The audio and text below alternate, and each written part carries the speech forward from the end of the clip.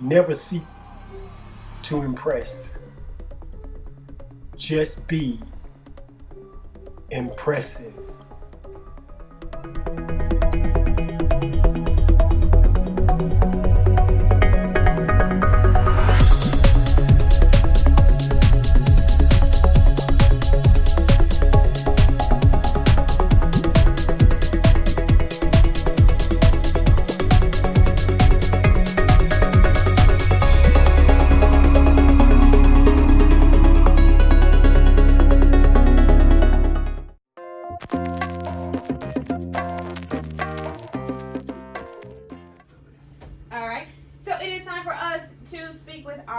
Of the evening. He is a former international model and makeup artist who worked with national brands. He has served as a personal stylist among the most affluent markets in the nation. He is also a certified cosmetologist and salon owner right here in the city of Atlanta.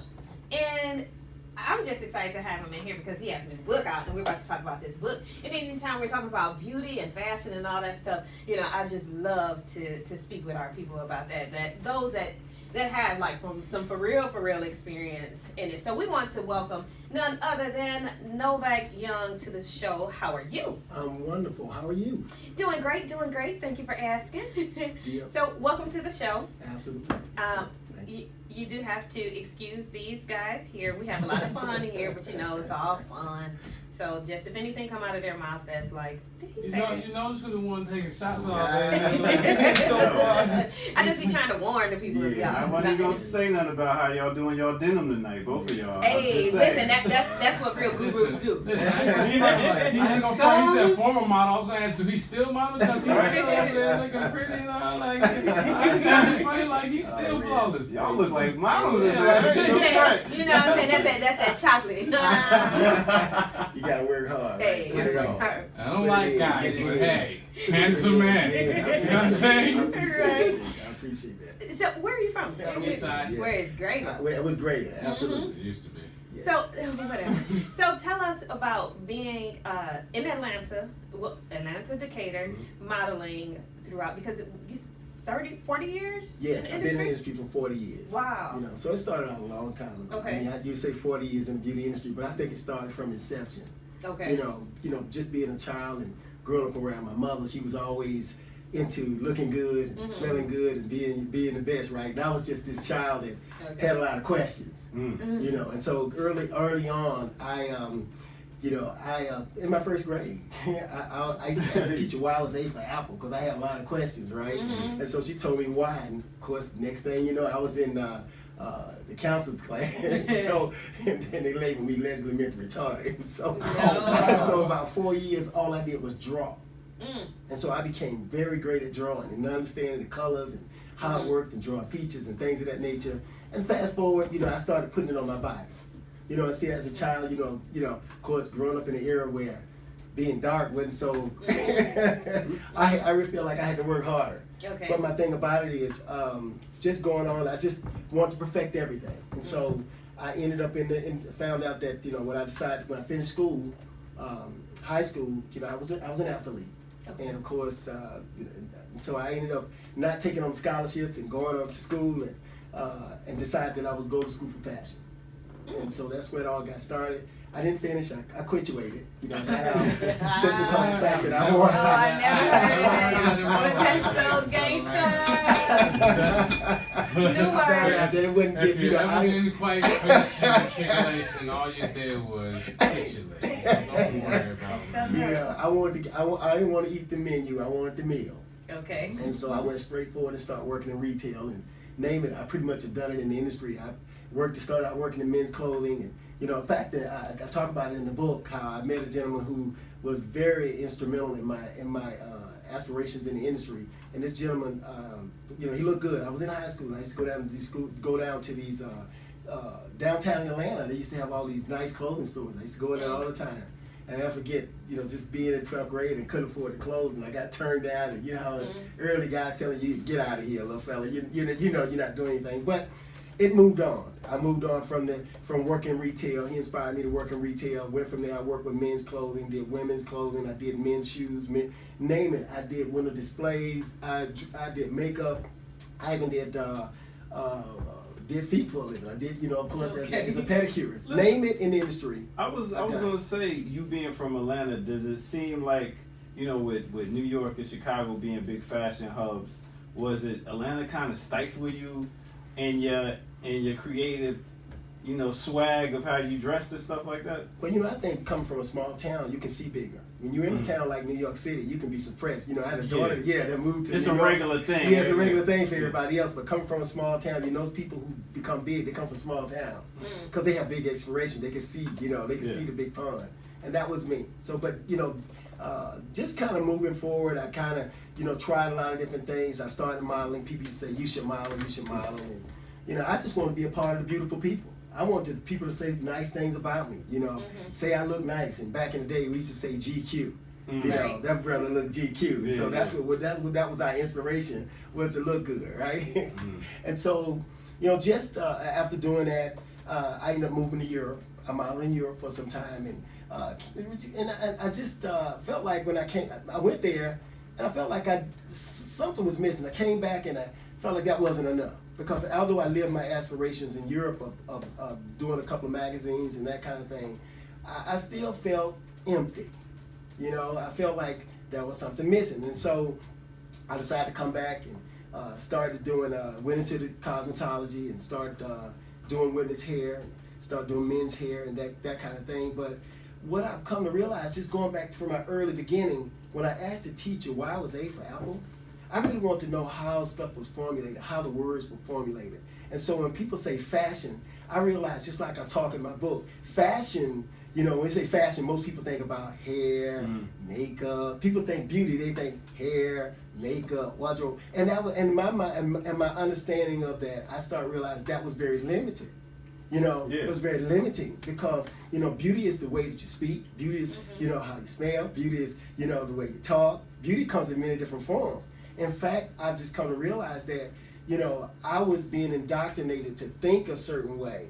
So I was fashioned even throughout school, told what to think. I utilize this example of, A, E, I, O, U, and sometimes Y, right? And then they say, well, why? And my question, why is never sometime? It's forever. Because if you're always asking questions, you can always get answers. Yeah. So it's never sometimes. Yeah. And so those were the kind of questions I was asking. So, those are kind of some of the things I cover in the book. Now I realize fashion not only wasn't just the hair, makeup, and wardrobe, but it's the music you listen to, the people you surround yourself with. It was the car you drive. It's the house you live in. It's how you walk. It's limited to the way you think. Some people are fashioned to think a certain way. So it's not. See, this is why they said this boy mentally retarded. Because you were going way over the limit with this. You was thinking way deeper than that. I can't help it, man. I was just, like I said, they would call me a Y baby. My mother just said, just do what they say. Ride on that short bus. Now, I think the short bus was, overrated. Really, the long bus was overrated. But just ride, because I had a lot of questions and I wanted to know. And so a lot of this stuff, I really, in my book, it's an expose of my life. I expose it all. Talk about how I got to a point where, how I'm thinking. How did I begin to think like this? Because I asked the question in the book. How did I get this mind? And so one of the questions I asked, which was asked to me by a mentor of mine, he says, do you have a mind of your own? And me, as a young kid, I wanted to answer, yes, I do. I got a mind of my own. Until he asked the next question.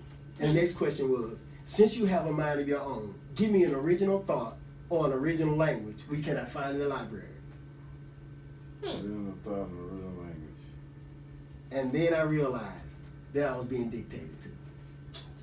Yeah, a lot of people can recite books all day and feel like they smart.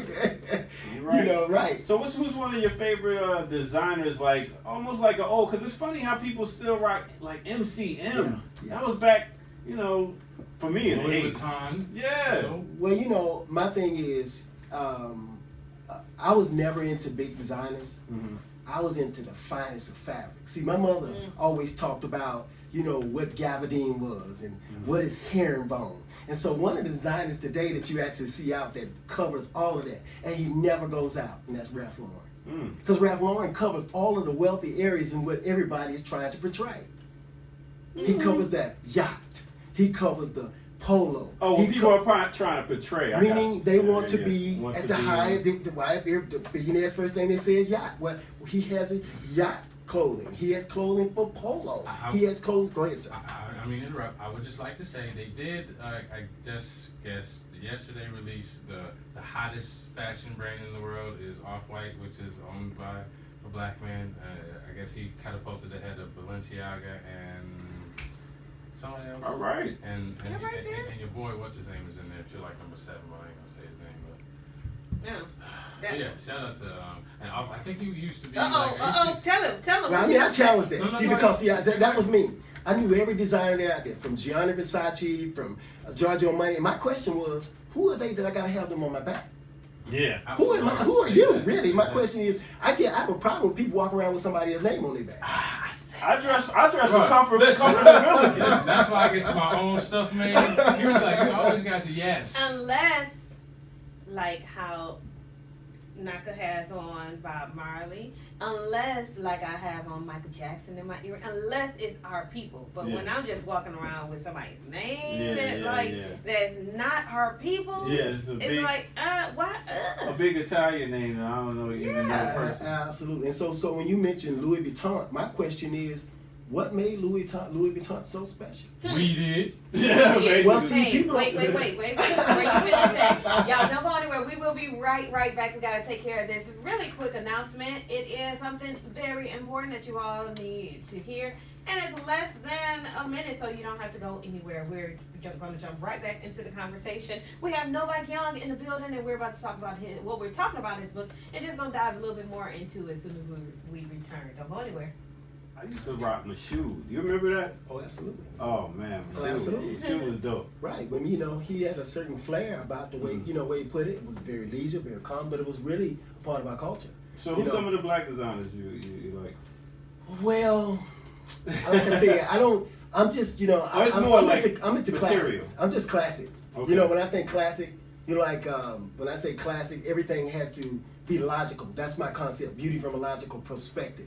Beauty is not something you see, but something you understand. And so a lot of times when people mention a name brand, like I mentioned earlier, I say Louis Vuitton, right?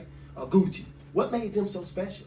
But nobody does do the history on find out where it come from. Rappers. Well, no. Well, see, Louis Vuitton actually was the fabric that they used to put on the luggage during war in Paris. And it was very durable because they had to carry the guns inside of it. Wow. Same thing as your BMW.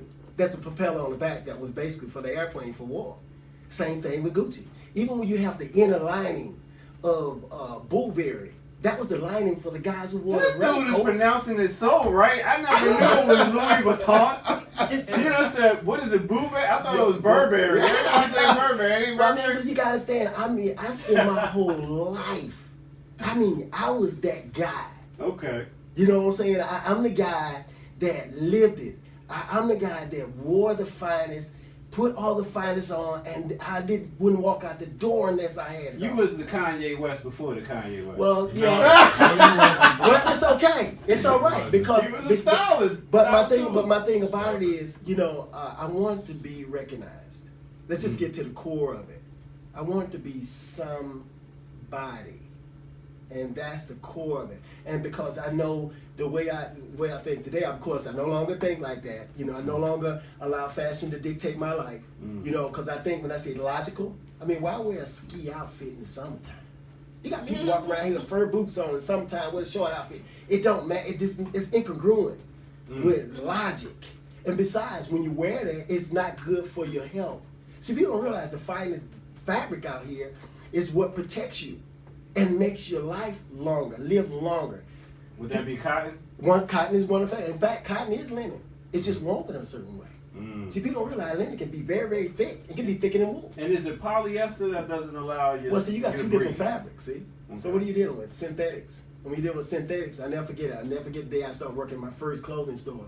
called National Shirt Shop. And man, it was a very inexpensive store, and everybody was wearing the double knits. And I was standing at the bus stop one day, and all of a sudden something shocked me. I didn't know what it was, but I realized because when you're high energy, certain fabrics allow you to breathe. And see, when your skin breathes, you live longer. Fabrics that are combined and put together, they should never be combined together like that. But they put this stuff out here. That's why today, like going back in the 70s, 80s, I'm sorry, go right ahead. No, I'm thinking, I've recently begun a new lifestyle, live it, as far as what I eat. Now I gotta worry about what I'm wearing too. You gotta change It's the important, food, man. gotta It's your change food. what the clothes you're wearing. Absolutely, because there are 5 power structures of beauty. What? Oh yeah, that's 5. See, that's spiritual beauty, that's educational beauty, I'm beautiful. social beauty, political beauty, and economical beauty. And see, I'll go ahead. You finish your sentence? Yeah, so when people say educate, they thinking about the school system, but it really means to educe. That means to bring out what's natural inside of you. What?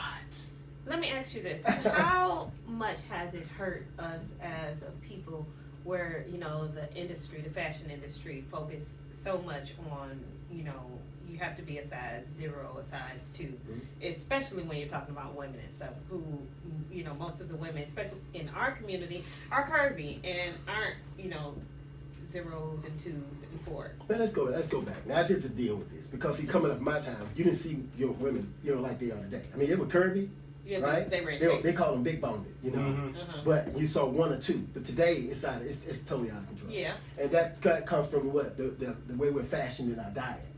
See, in our diet, with every day. I mean, I never forget years ago I was watching the Oprah show, right? And she was talking about, she's had Dr. Phil and he was talking. Now about, make sure you don't say anything bad about Oprah I'm because not she gonna is say nothing town bad. today. No, I'm not gonna say anything bad about She gonna have a Just remember now. Just remember. Right. I'm just talking. What I was about to cover is the commercial. I mean, you have. No, I'm not gonna say anything bad about it. I'm Just remember, joking. I'm just. I'm just joking. We just joking. She's man. my favorite. Yeah. Right, she's all right. My thing is, you can see on there, she's talking about, things and showing you how the heart is, and he's showing you the body. And then right after he finished talking about all these different things that when people, what they're eating and what they should eat, after they finish talking, go to a break commercial, they show this thick cheese that they got to put inside, the commercial. And it's like, so the commercials are what getting them. See, we see over 3,000 commercials a day. Not me. Everybody sees them. If you see in a sign, a name, or something, you see it every day. And when we dealing with subconscious, you can't. Your mind don't know what it's taking in. So you wonder why we end up thinking a certain way and don't realize. Have you ever sang a song you didn't like? Absolutely. That's Yeah. stuff they play on other stations all the time. Right. We end So up that means that singing. subconsciously it's going inside of you. Look at the things that we've learned as children. How we were, row your boat gently down the stream, right? Right. Life is just but a dream. Now, I thought a dream was everything because without a dream, you got nothing. But it was played down as though you shouldn't dream. You sit on a wall, Humpty Dumpty had sat on a wall, Humpty Dumpty had a great fall, right? All the king's horsemen, all the king men couldn't put Humpty back together. In my mind today, I'm listening. They told me not to get on the wall because I may fall because ain't nobody gonna come and help me. Now they're trying to build another wall. I know. Look, I'm just talking about the stuff in the way they control us in terms of what they put out there and how it's being controlled and dictated to. So when we come back to it, we think we got to have a check sign on our pants in order to be great. So all these jewels gonna be in the book? Yeah, I cover a lot of things in my book. I mean, it's never ending. I I'm can so believe full. it. I'm so full.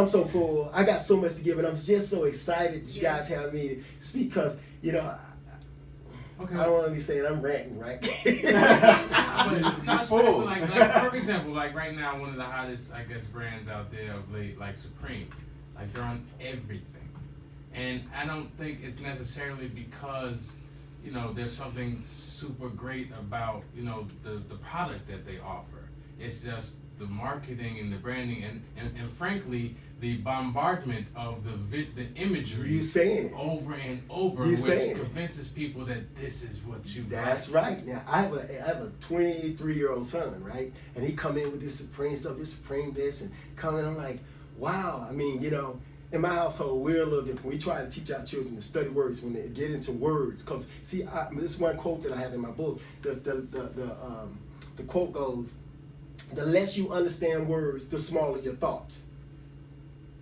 And see, most of us were taught when we were taught in school, we were taught to get a meaning, right? 1 or 2 meanings, that was it.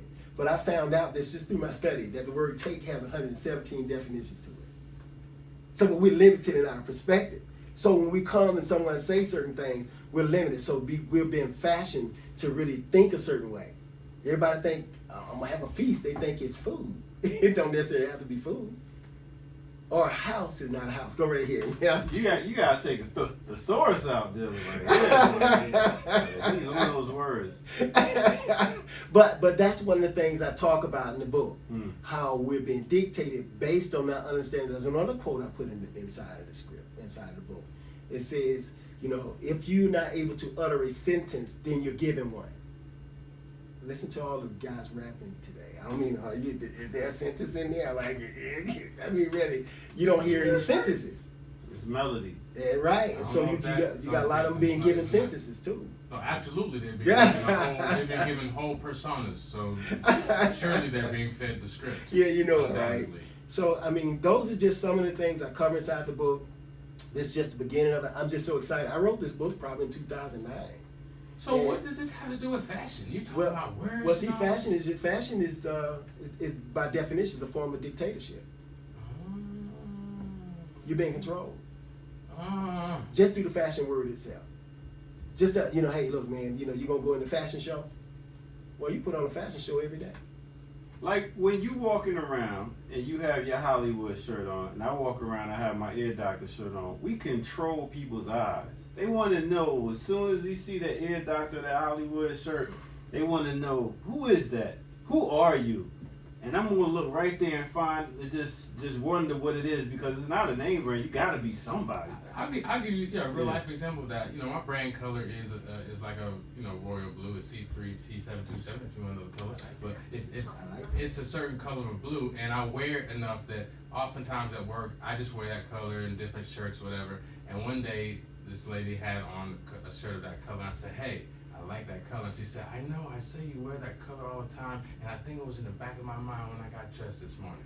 And I was like, see, that's the whole point of what it is, and that's what we're talking about. That's personal style. Like, exactly. I've burned you got it into your color. Your brain. How many people don't know their own color? Yeah, exactly. See, I've burned it into her brain though, to the point where it's in her subconscious. That's she's putting right. that color on. And that's basically what fashion, like, y'all, we're telling you this is good, this is cool. So this is it. And you bought it. That's it. It's the same thing. I have to say this, just like with certain things we drink. Back when I was growing up, it was Manischewitz Cream White Concord. It was Manischewitz. Like, see how smooth you said that? Do it taste the smooth as you said it? Manischewitz Cream White Concord. Look how he said like You put it in your pouch, and you went to the concert with it in your pouch. You know what I'm saying? Seagram, whatever that was. We would, But see, it's changed today. You got a lot of them. They put it in the music, and now they saying, drink to this, drink that. This right here. They telling you what to do, and they put all the icons right in front of you, and they telling you, drink this, do that, do this, and people are falling up, feel like they gotta have that simply because they're being dictated to, and that's what the icons are being used for, to make you feel like you're hip, if you. Right.